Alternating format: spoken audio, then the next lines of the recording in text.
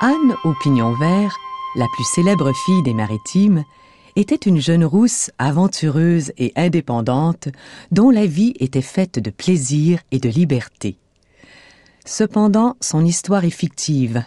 En effet, elle est le personnage principal d'une suite de romans de l'auteur Lucy Maud Montgomery de l'île du Prince-Édouard.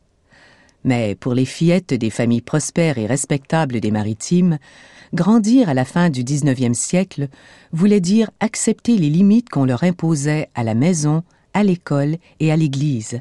Elles se faisaient dire que leur rôle dans la société était de devenir épouse et mère, et elles devaient accepter de laisser aux hommes les décisions par rapport à la vie publique.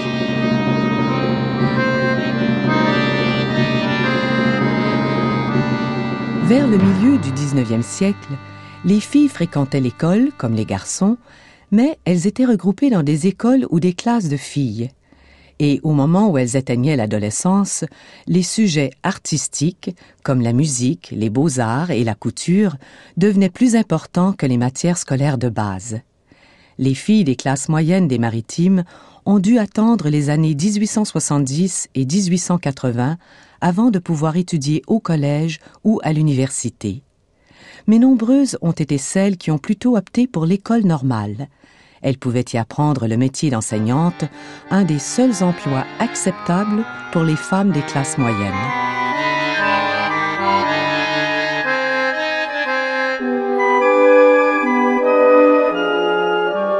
Toutefois, tout le monde s'entendait sur le fait que le véritable travail des femmes était de se marier et de mettre des enfants au monde.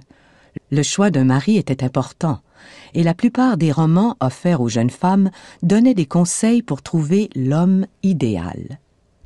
Après le mariage, les femmes devaient abandonner leur travail et se consacrer entièrement à leur mari, aux enfants et à la maison. Selon les coutumes et la loi, les hommes s'occupaient des affaires de la famille et géraient même la dot de leur épouse. Dans les années 1880, néanmoins, de nombreuses femmes instruites des Maritimes commencent à se plaindre du peu de pouvoir qu'elles détiennent et prennent la tête d'un nouveau mouvement qu'on qualifie aujourd'hui de première vague de féminisme.